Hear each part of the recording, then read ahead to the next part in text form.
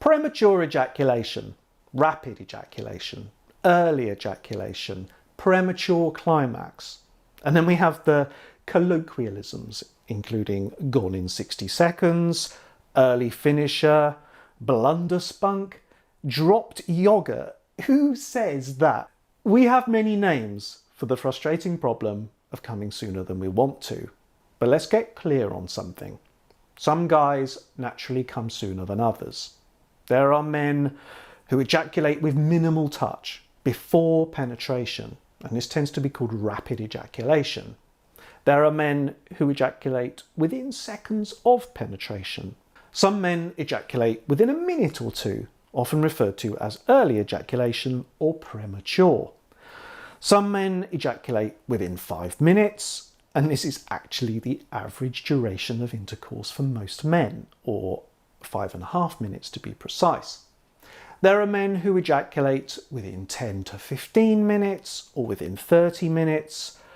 There are men who last for hours or for as long as they like, and you may have observed one or two of them performing in porn. These guys are rare and are not representative. Plus, intercourse for hours, it isn't that desirable. See my other video about how women actually feel about that. And there are men who go and find it really difficult to reach orgasm. See my video about delayed ejaculation. Spoiler alert, DE is not that desirable either. Now here's the thing.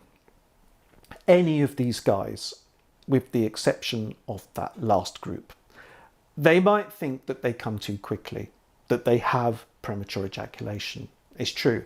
I've spoken with guys who last for 15 minutes, so that's twice the average, and then some. And they're still worried that they had a problem and they couldn't last longer. So it's all a bit subjective.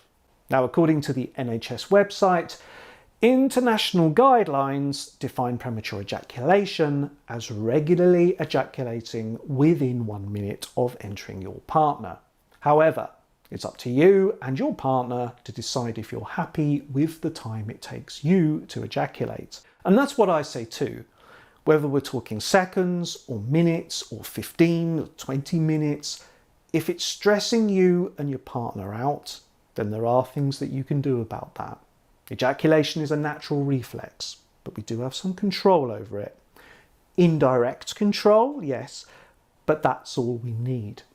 So consider this before you diagnose yourself as having a sexual disorder.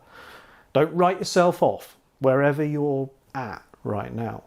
And as for what we call it, rapid, early, premature, etc., well, we need to call the issue something.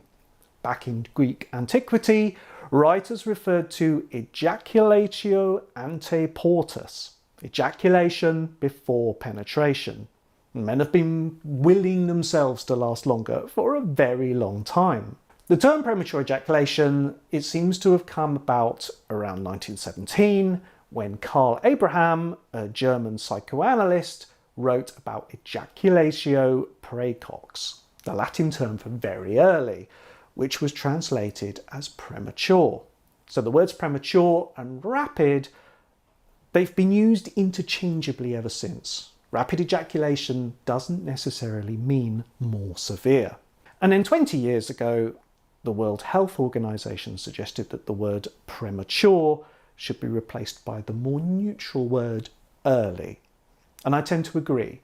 Rapid, premature, certainly the word severe, they're all loaded. These are the words of dysfunction. Early ejaculation sounds more realistic.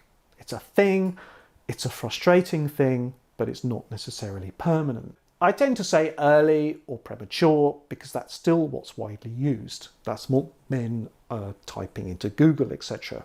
And one more thing. Instead of saying he has premature ejaculation, again, that sounds like he has an affliction, therapists often say he has poor ejaculatory control. And it's not his fault, usually. Sometimes it is. But again, it does suggest a missing skill that can be improved on. It's a more realistic way of putting it.